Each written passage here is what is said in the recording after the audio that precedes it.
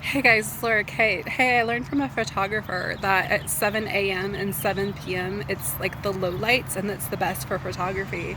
And so here I am out sort of in those low lights, and you can get some pretty cool photographs without having to really change the lighting. And so that was a good learning tool. Um, there's been some changes that I've seen in Utah here, and there was the crime group that came through and made some statements, and I recorded those and put them up, and I'm sure there were ones that I didn't see at all because they were running so many things. Um, it looked like a producer who put it together or an actor who had been on set. It had a lot of set stuff going on, and so I definitely, there was some type of money that was used to do it because it was using a lot of different, a lot of things, a lot of people. It was a set, but it was a message of control, and they didn't want it here in Utah. And so what I saw a bunch of extra, what looked to be like FBI circling. I saw a bunch of extra police out, and then I saw extra security doubled at the mall. And so the response was good. I mean, they don't, here in Utah, they're not like sitting and waiting for something to happen.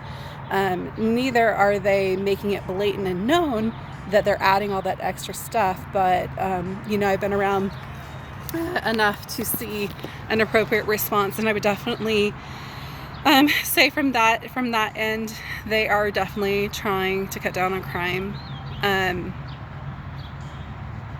What's my biggest hardship is that I was so screwed from Texas, and where I should have received crime victims funding for relocation, and where the courts basically did not follow the Constitution of America. They didn't follow the law, and they were basically bought, and so were the police there. And so because of those issues going on, it really just put me in a really bad position to get back up. And then of course, gosh, I got no help in Tulsa either with being drugged there, and in a public school. In fact, can you believe that? They came in there. I do not know how they got in there, what they did to get in, but it was crazy. I mean, it looked so illegal to me what they were doing.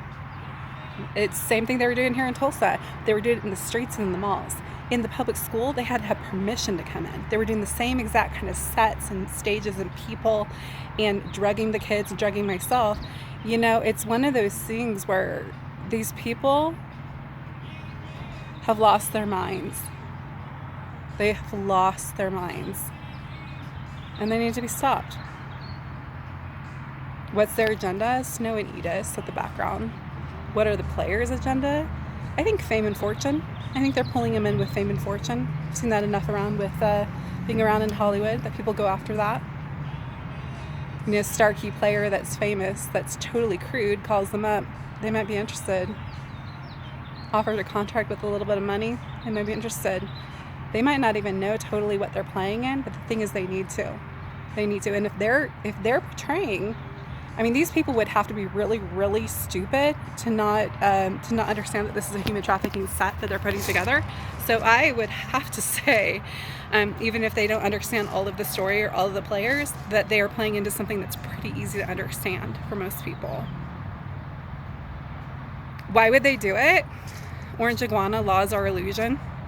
They pride themselves on that. That's actually listed. It says laws are illusion under Orange Iguana. It was Laura Kate.